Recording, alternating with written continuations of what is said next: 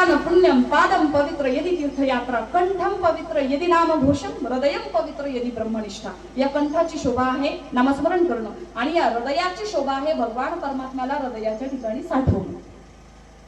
पहिला मुद्दा, हाताने दान केलं पाहिजे। तुम्ही म्हणाल कुठं कुठं दान केल्याने काय काय फलप्राप्ती होते?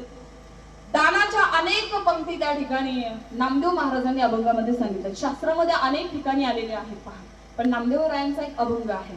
भूमी दाने होती भूमी पाळू, कनक दाने कांती निर्मळू, चंदन दाने सदा शीतळू, सुपरिमळ उपचार, वस्त्र दाने सुंदरपण, तांबूल दाने मनुष्यपण, गोपी चंदनाने ब्राह्मणपण, अति लावण्य सुंदरता, जे वृक्ष लाविती सर्व काळ, तयावरी छात्रांचे जल्लाळ, जे ईश्वरी अर्पिती फळ, नानाविध निर्मळ, ऐशा दानाची पंक्ती वेगळाल्या सांगू किती, ऐक ध्यारे लक्ष्मीपती विष्णुदास म्हणे रामा। नामदेवराय म्हणतात अशा किती दानाच्या पंक्ती सांगू मी, की कुठं कुठं दान केल्याने काय काय फलप्राप्ती होते। हातानं दान केलं पाहिजे पहा, या हातानं भगवंताचं भजन केलं पाहिजे। या हातानं सप्ताहामध्ये गेल्याच्या नंतर, कीर्तनामध्ये गेल्याच्या नंतर, कथेमध्ये गेल्याच्या नंतर, प्रवचनामध्ये गेल्याच्या नंतर जिथं जिथं भजन होईल ना तिथं तिथं या हातानं टाळी वाजवली पाहिजे। जर या जन्मात टाळी नाही वाजवली ना तर पुढच्या जन्मामध्ये रेल्वे स्टेशनवर टाळी वाजवण्याची वेळ येते पहा।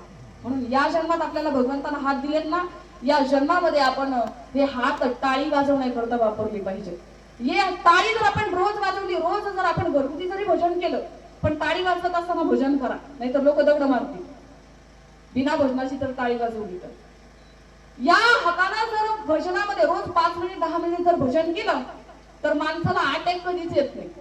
मला ते तृतीयपंथी लोक आहेत पहा, मला एखादा तरी असा दाखव की त्यातला एखादा अटॅक नाही गेला, कधीच नाही महाराज। त्याचं कारण संशोधकांनी शोधून काढलं, वैज्ञानिकांनी शोधून काढलं। त्याचं कारण असं आहे की रोज टाळी वाजवतात ते, त्यामुळे त्यांना अटॅकचा झटका कधी येत नाही। मग आपल्याला जर वाटत असेल, आपल्याला जर अटॅकचं प्रमाण, काही दबाव आपल्यावरती आल्याच्या नंतर, विचारांचं काही ओझं पडल्याच्या नंतर आपल्याला जर असं वाटत असेल तर निश्चितच त्या माणसाने भजन केलं पाहिजे। निश्चितच तो देवानं दिलेला इशारा असतो, आता तरी भजन कर, केलं पाहिजे। हातानं भजन केलं पाहिजे, पायानं वारी केली पाहिजे पहा। जन्मामध्ये